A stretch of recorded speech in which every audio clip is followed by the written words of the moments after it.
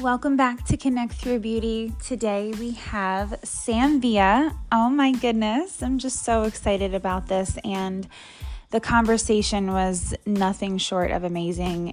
It was very, very valuable. And I'm so happy to bring you the value in that. And I hope that you guys can really pull something out of this, whether it's just one thing that is so worth it. You pull tools out of everything that you learn, any educational event that you go to, any podcast that you listen to, whatever you're doing for yourself, if you pull one thing out of it, then it was so worth it. So I really hope that you see the value in this. You pull out the tools that you need right now to start shifting your mind, pivoting a little bit in your career.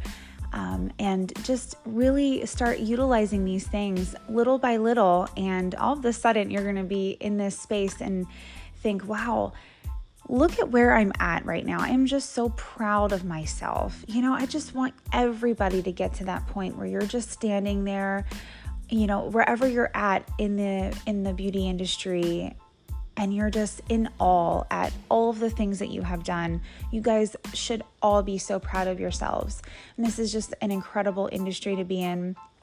It is ever evolving, and I really truly feel like we are just getting started, and we're just in this crazy amazing spot right now where it's just booming. And I know I say that a lot, but it really is. And I want you guys to feel that excitement right now for being in the beauty industry. You guys chose to be in the beauty industry. I chose to be in the beauty industry, and I did it because I had so much passion for it, and I have so much passion for it. And I know that you guys do too. So to continue that passion, we have to keep giving ourselves the tools to do so. So listen into this very valuable conversation. I know that you're going to learn so much, and keep staying connected. Oh, it's a pleasure, my dear, and I'm honored that you asked me. I really believe that it's a different world being a hairdresser, so there's so much to talk about out there. Oh my gosh, there's so much to talk about. I know. I feel like, I don't know about you, but I feel like our industry is just hitting a reset button and just Mhm. booming. It's really booming, and it's kind of quite amazing. Right. Yeah, you know what? I really think that it's amazing how we've all had to adapt to some type of change. Mm, So I think it's about really being flexible, all about life right now. It's interesting just what's going on. yeah, absolutely. So I titled our podcast For the Love of Beauty because I feel like, again, there's so much that goes into what we do, so much drive and dedication and hard work, and so much behind that statement. And so I think that fits perfectly. And so I wanna know a little bit more about what got you started in the beauty industry. Oh, wow. It's a I great story. love it. It's a great story, Ashley. I was actually going to school. I was really involved in sports. I played a lot of sports. I coached a lot of different sports. I went to college playing volleyball. During my junior year in college, I decided I wanted to drop out and go to beauty school. I grew up in my dad's barbershop. I absolutely hated it because I shined the shoes and watched my dad stand in hair all day Wow. long and thought, I'll never do that, standing up all day. And here I am today doing, what I happen to love. And you just Yeah. never know where life's going to lead you. But I dropped out of college my junior year. One weekend I went home for dinner. There was to spend the weekend with my parents having dinner. And I said, I want to go to beauty school. My mom's jaw dropped. My dad was like clapping underneath the table. Oh, And my mom was like, "Why? You have one more year of school." I said, "Mom, I'm a PE major. I cut school half the time, go to the beach and play volleyball." I said, I'd like to give it a shot what dad does, but I'd really like to go to cosmetology school, not barber." And my mom was like, "Okay, if you want to give it a shot, but if doesn't work, you're responsible for paying for your last year." I said, yeah. "Okay, of college, you'll go back and finish it." I said, "All right, agreed." So off to beauty school I went. My dad found a school in the San Francisco Bay Area. I grew up in Santa Cruz, California. Mm, So, he found a school in the San Francisco Bay Area. I went to school, and actually, it's strange about I was probably there about 2 months, 2.5 mm, months, and my teacher came up to me, I'll never forget. She came up to me, she said, "Sam, your, client's rollers are falling out underneath the dryer. I want you to go up, lift the hood, apologize to her." And as I'm walking away, she said, "And you might wanna consider doing something else." mm, And it just kind of hit me, and from there I went to my dad took me to a show one that following weekend, which was timely perfect. And he said, we're going to go see Vidal Sassoon. yeah, So that's pretty, quite some time ago. And that's the show that really changed my life, where I said, you know what, I want to do that. I want to be a teacher. yeah. So that's where I really focused on. That was my desire. And from there, it just kind of took off. Oh my gosh, that's amazing. I love your story. I think like all of us listening to that, I mean, really can resonate with it because we've all had that moment in our lives where we've pivoted and not quite what we set out to do, but definitely following a dream that we've all had. And I love that about you. And so, you went to this show and what happens after that? Like, how do you get into Redken and how does that journey start for you? That's another great story. After that, after I got out of school, I worked in a salon, and anytime I had an opportunity to teach, I would teach, because I just loved it, Mm, and I was easy ticket sale. You could, the sales consultants knew if they walked in the salon, the first one to buy a ticket was Sam. And mm, I just felt that, my dad instilled in me that if you're going to do this, education's really important, and you got to yeah. stay up with what's happening, the new trends, etc. So, I was, doing a lot, and one day I received a phone call from a lady by the name of Terry Donnelly saying, "I'm putting together a team, a cutting team for Redken, and would love to have you audition for it." Mm, So, that's how my journey with Redken started, and that was one thing that was funny because that was a company my dad said, "That's who you need to get with. You need to get with Redken," because my dad had in mm. those days, back in those days, they had Redken for men. Oh, Dad carried that brand. But the funny story is I almost didn't make it with Redken because I almost missed my audition. oh, And long story short, I got to the hotel where it was being held, and I walked in and said, "Hey, I'm here for an audition for Redken." And the concierge guy said, "Well, they were here yesterday. You're here the wrong day." oh, I said, "No, I've got it today." And I remember in my mail, which I did not open up as I went by the salon, there was a red letter from Redken, and they had moved my audition a day up. mm, So I, was like, I had my model, half her head was cut. I was mm, ready to go. And I said, "Oh, wow, you're kidding me. I've missed an opportunity of a lifetime."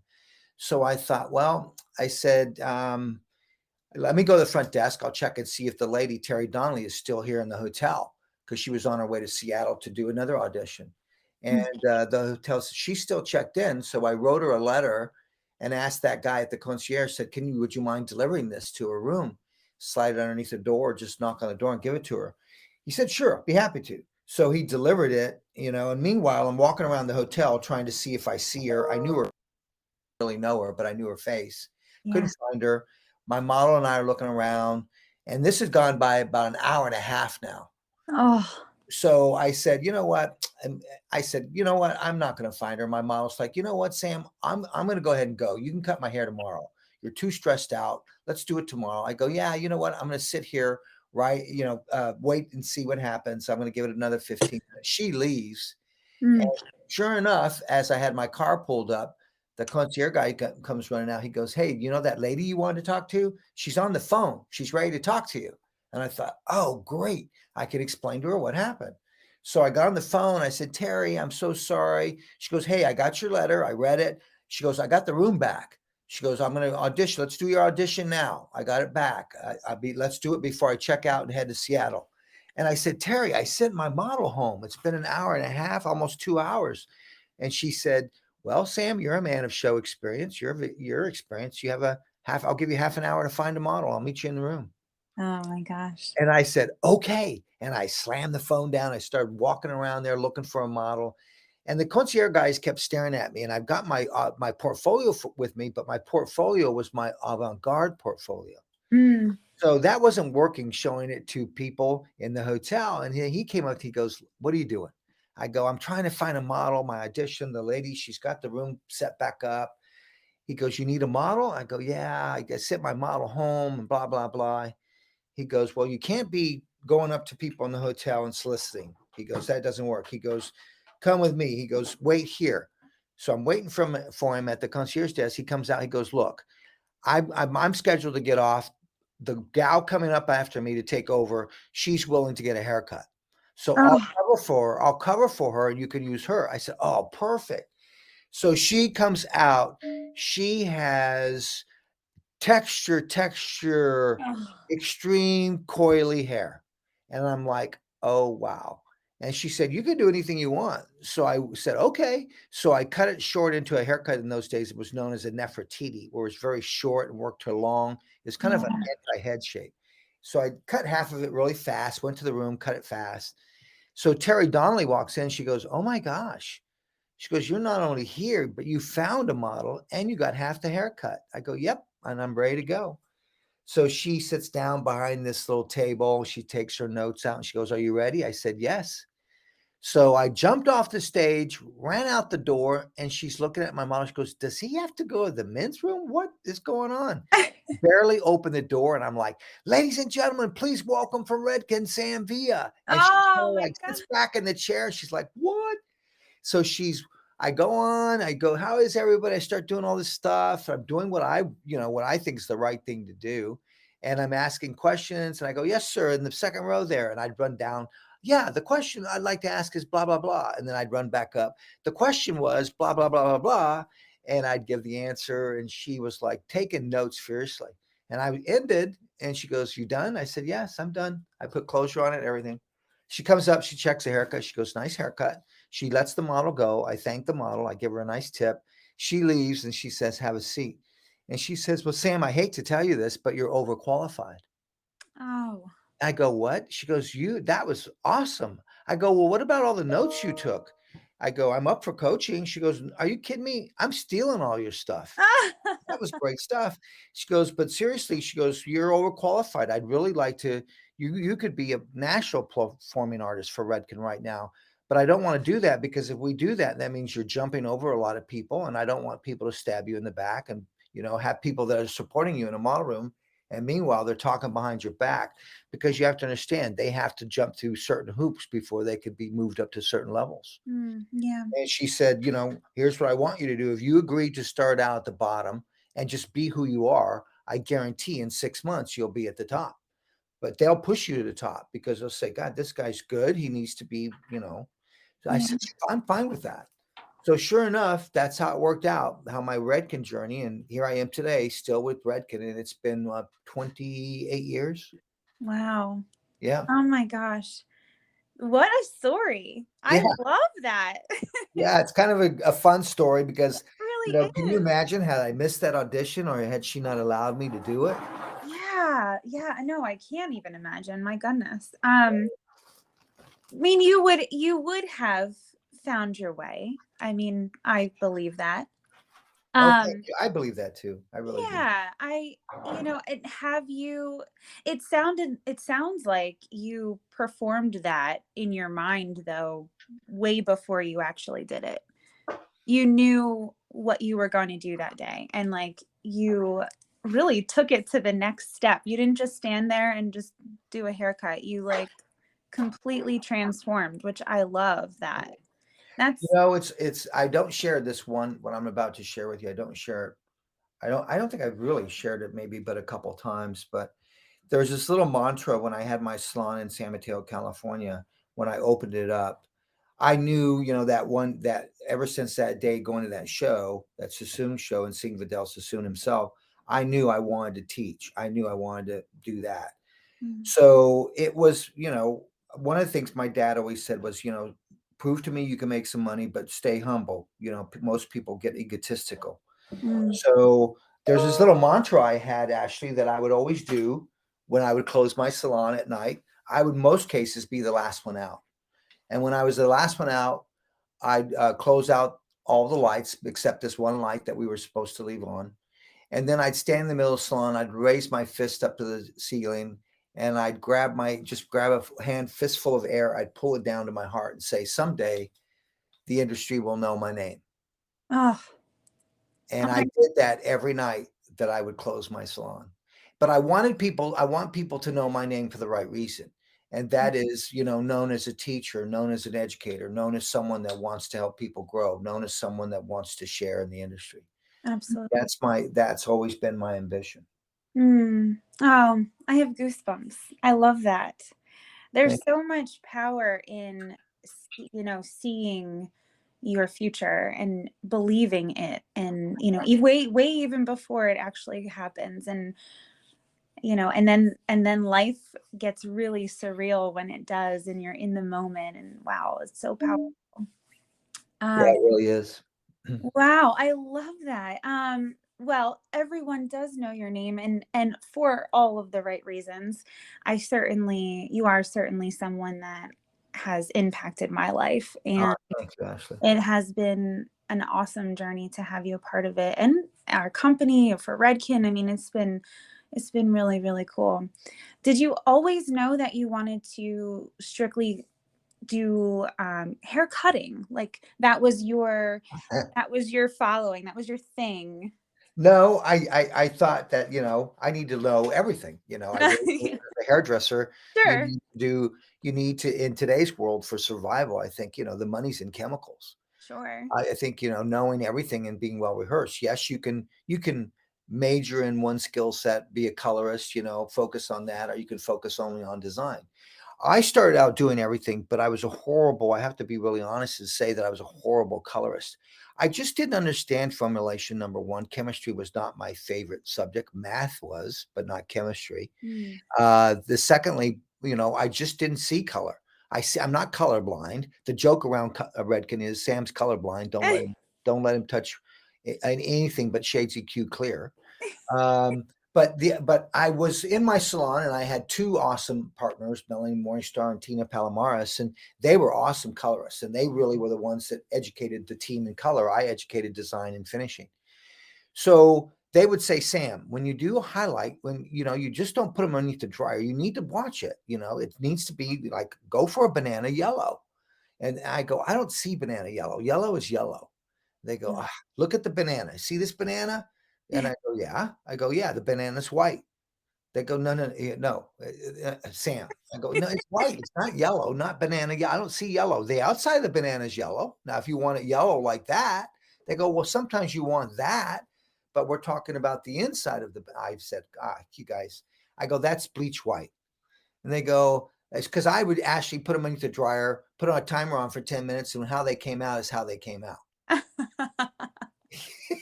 But I loved cutting. I love. So it got to the point where I was busy. So I decided, you know what? I'm not going to do color anymore. I'm going to give it to the kids that need the money, and I'm going to focus on cutting. So then even my clients realized, wow, I really like how they did my color. You really didn't know color, did you? Oh, So, wow. so yeah, design kind of just was something I really enjoy, something I desire to do, and I feel that's where a lot of times transformation happens. But I also understand how the marriage of a cut and color can give you the enhance transformation. So, but I just still to this day, I really see, I'm amazed how color has improved and where colors are, especially with these bonders and what we're capable of doing, and the awesome Redken Shades EQ. But I still choose to focus in the skill set of design, finishing, and motivation and business side. Yeah. Oh, no, I love that. So and every time I see you, you always bring something new, and it's never the same thing. And I mean, you are very inspiring every single time. But how do you bring that high energy every single time, and you're always evolving, and it's never the same thing over and over again? Like what is that for you? Like what do you do? Well, let me break it into two parts: energy and evolve. Yeah. Okay. Energy. An audience will never remember what I said, Mm, but they will remember how I said it. mm, So energy, that's understanding how to use your body, how to use your voice, and control a room.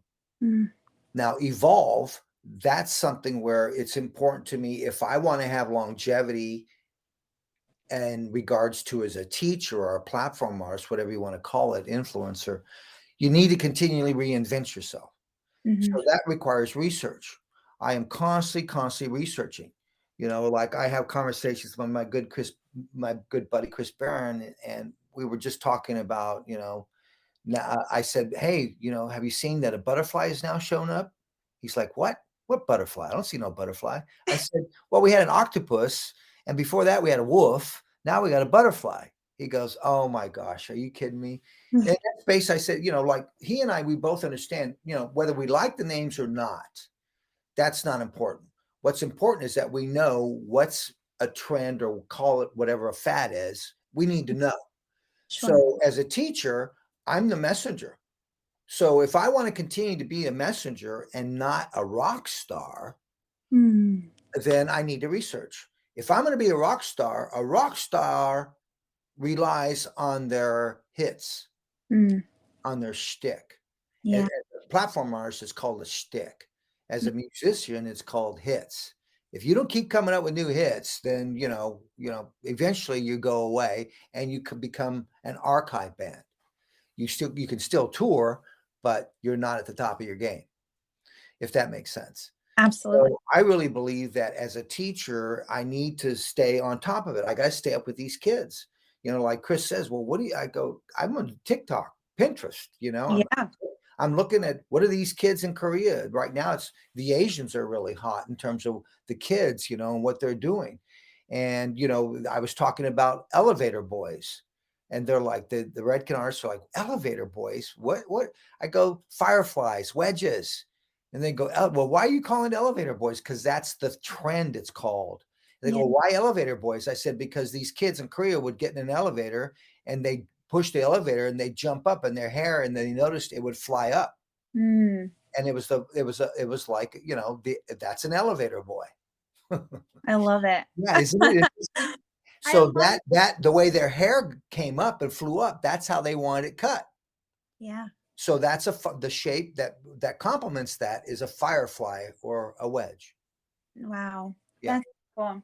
I mean, and so simple, right? Like you do the things that set you apart, but they're little things like um following up on the trends, doing research. They right, seem like little things, but they always will help you evolve and always right. grow you. And I love that. We talk about that a lot in the company. And Mhm. um do the little things that separate you from the rest. Right.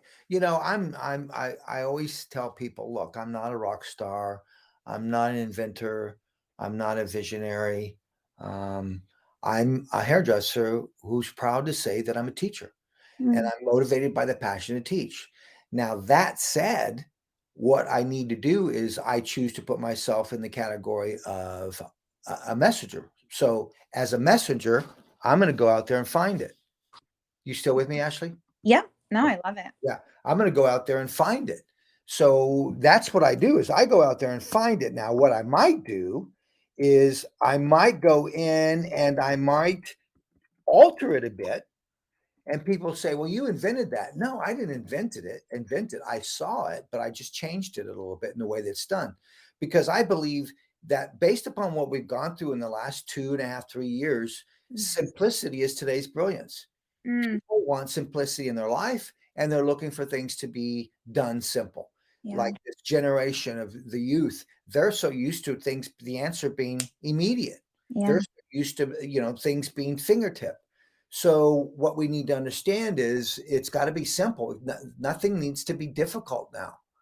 Yeah. So that's what's really what I try to do now is I try to see things, look for things. I say, okay, well that's cool. I really like that technique.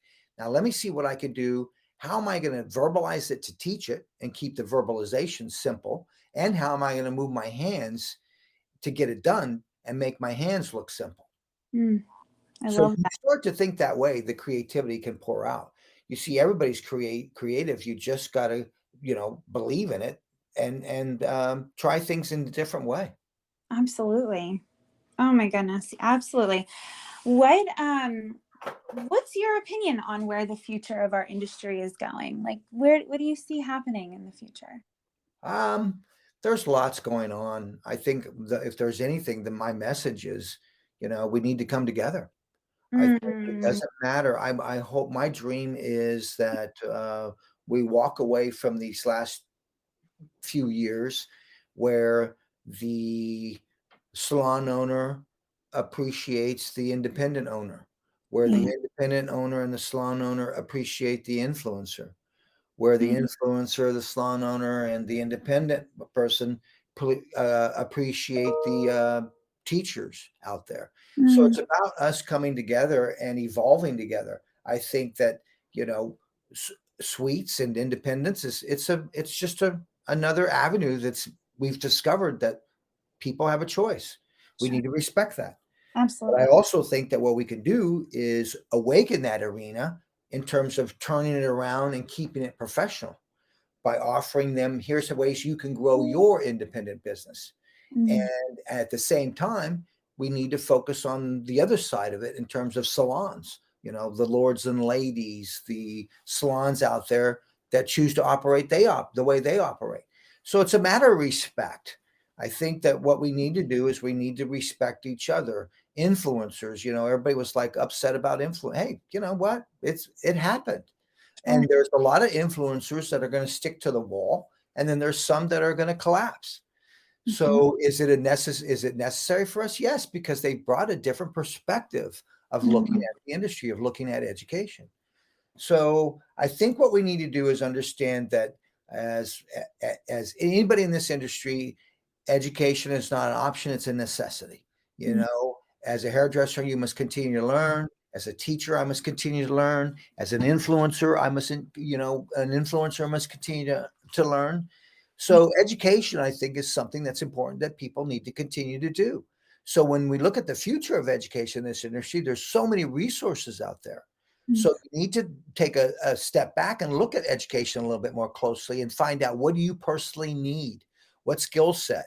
What do you need to focus on? I think wellness is something that's needed in the industry. oh, And you have Andrew Carruthers out there love that that. does Wellness Wednesdays for us.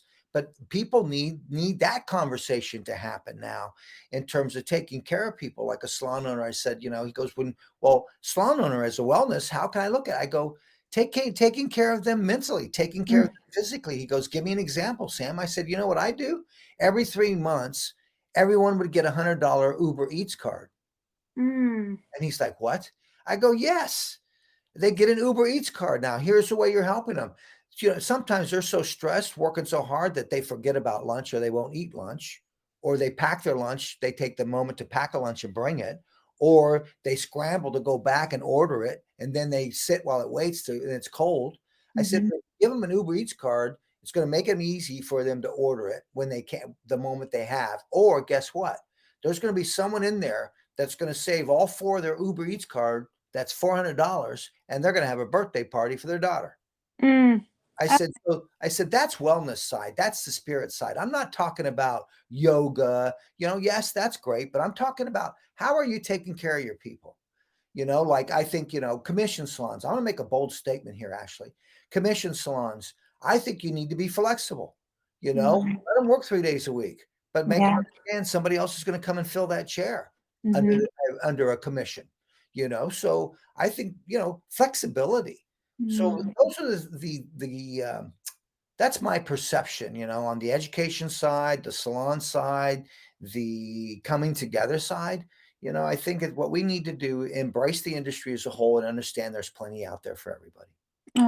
I love absolutely everything that you have said, and um, we all have pivoted a lot in the last couple of years in such a good way. I feel like perspective is a good word. A lot of different perspectives, and being patient and humble enough and present to just listen and to hear what it is that the needs are of the staff and what Yes. about education that's different. And yeah, I mean, coming together is just huge. And, watching people leave and come back, and you always want the best for them. And that's what it's all about. And hope Well, you leave a little piece of yourself with them. and imagine, think about the consumer. The consumer, I really believe, has discovered a new mindset. So I Hmm. think we need to rearrange the way we see time management in the salon.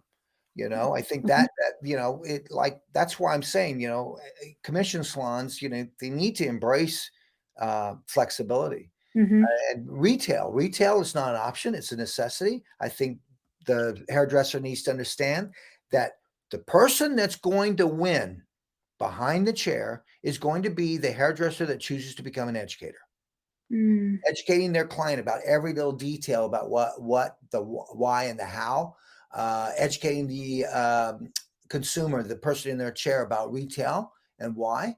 I think that's important. I think that we need to really look at our services a little bit differently on what we offer on our menu.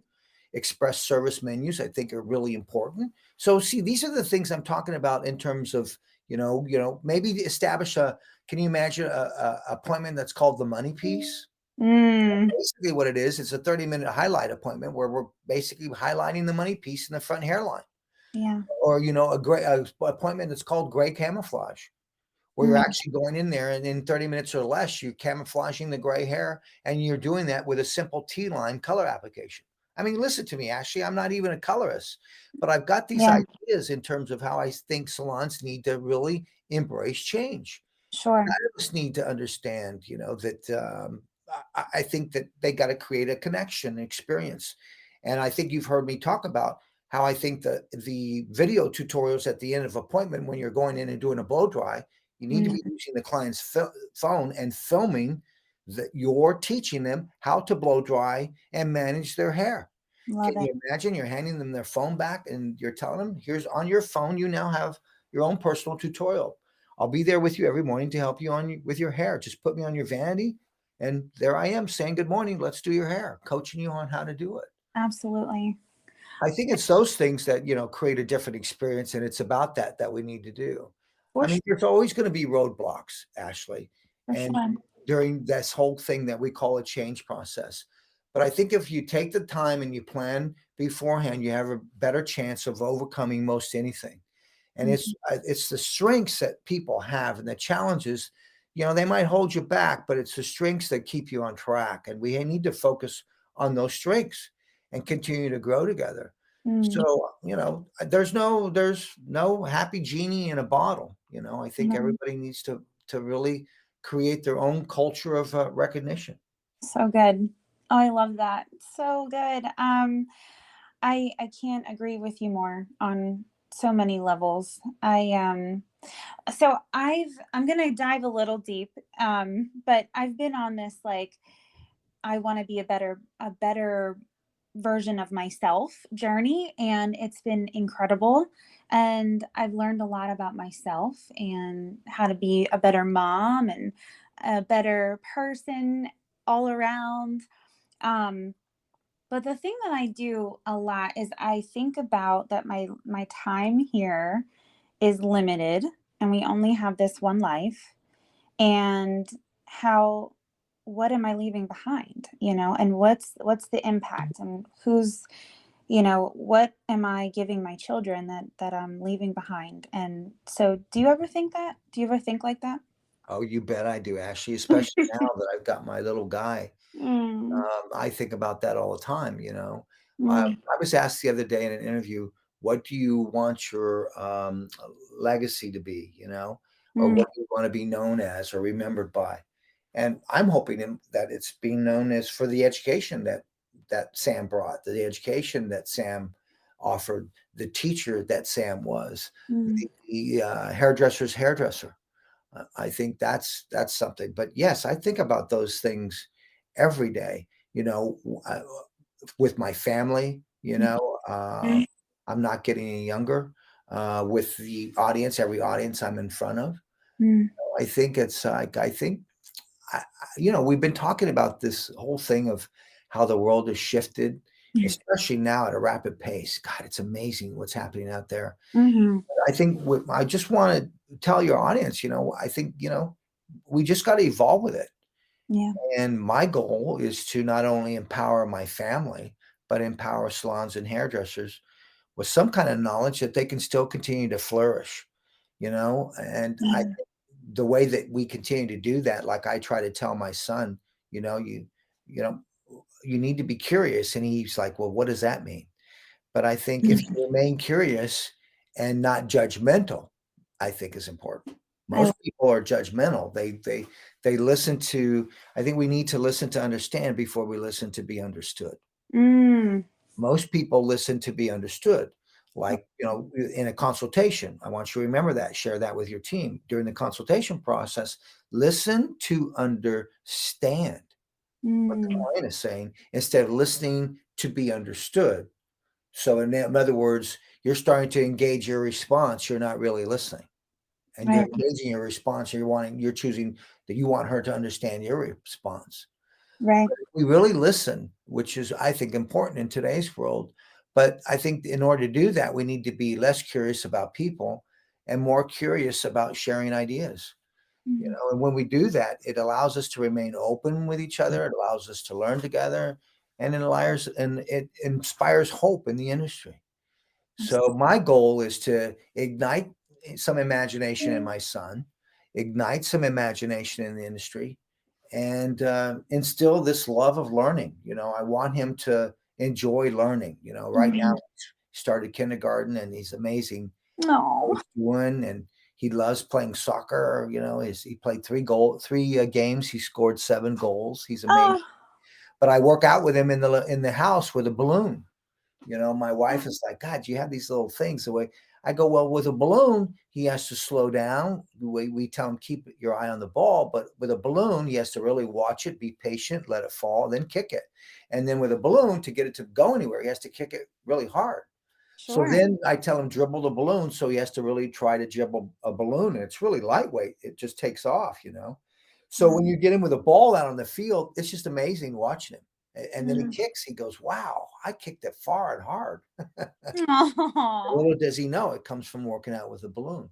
Oh, I love it. So it's this devotion. It's about a devotion. So, it's this devotion of time that I need to make for him, but it's also the devotion to the craft of hairdressing that I have. And teaching is rooted in my quest, and connection is rooted in my quest. And, my pledge to the industry is that will continue to be a resource Mm. for I guess you could call it, for the assembly of ideas and then giving it out there in the industry. Mm. So I think people need to understand moving forwards. I hear this a lot out there, Ashley, that, well, Sam, I've been to so much education. There's nothing really new out there. I don't want them to forget that an investment in education continues to be an investment in the future, because they could walk away with one small takeaway, and that takeaway could change their career behind that chair. That Yeah, one small takeaway. absolutely. That's I love that you just said that. That's absolutely what I'm hoping with this is creating conversations, and Yes. if it just touches one person, then that's all. That's it. I'm good. I'm Yep. happy. Right. Yeah. Just igniting that soul inside of you, you know? Well, Ashley, I can't tell you the formula for success, but I will tell you the formula for failure is trying to please everybody. Mhm. As long as you put out 115%, over 100%, then you've done your best. Then it's up to them. It's their choice from that point. And, I guarantee you probably are pleasing of the majority of people, but, we're not going to please everybody. And I'm not going to let that bother me. Yeah. I love that. Yeah, that's taken me a long time to definitely work on that. It does. It took me a while, because your intent, you have genuine concern and you want to do things the right way and you Sure. want to be a success. But I got to tell you, my dear, lately what I've discovered is living a satisfying life is much better than living a successful life. And the Mm, reason I say that is because your success is judged by others, while mm, a satisfying life is judged by my own heart, soul, and mind. mm, And that's what I choose to prefer to live now. Because if I satisfy myself, then I know I can satisfy any audience. Yeah, absolutely. If you're, I always say that if you are solid and grounded in who you are, then that's it. Nothing else matters. It just flows. Right. Everything just flows. You have to be confident in who you are every day you get up. Mm-hmm. And Absolutely right. yeah, and everything just kind of falls into place then. I love it. So, what are you working on now? What's next? Oh gosh. Well, we continue to develop the tool line. I love full I've got a new line of shears that I'm going to be introducing, I hope, at some point. I've got some new electricals, some new thermals that are going to be coming out. We're just continuing to evolve as a company, as a brand. One of the things I'm really excited about is our in-salon education, which is In Salon Thrive On. And you'll be seeing that out there a little bit more. So I'm getting the art team out there, which is Jesse Linares, Anna Peters, Roger Molina, and Ellen Devine, getting them into salons. I think in-salon education is back on the map, and I think it's really one of the best forms of education that could be offered. Absolutely. So we're doing that. We're going to continue to hit the show circuit, and then we've got some new things in the horizon where I think we're going to kind of like expand our, especially like the education side of things. I want to start to do that. That's amazing. Perfect. And I can't wait to follow all of it. I mean, everything that you put out has been just awesome and so useful I know for the team that we work with every day, they love everything that you have put out. So it's Awesome. great. We do a lot of incentives with your tools. It's been awesome. Great. Well, I really appreciate the support from Lords and Ladies. And for those of you out there that are not following me on social, please do. IG Sam Villa at Sam Villa Hair, TikTok at Sam Villa Hair, YouTube Sam Villa Education, and subscribe on the YouTube channel. Highly recommend subscribing on the YouTube channel because that way you'll get little pop-ups in terms of the new videos that come up on YouTube. And we've got a lot of that. A lot of big focuses on YouTube. Oh, so perfect. I'll definitely link a lot of that into the podcast too. Please do. Yeah, thank you so much, Sam. You are the best. It's been a pleasure and a joy, Ashley, and I'd love to do this again next year for you. Like I said, I support Lords and Ladies. You guys, they're just a great group there. And for anybody that's out there that's listening, that you're considering salons, take a look at Lords and Ladies. Really good community of strong hairdressers and team.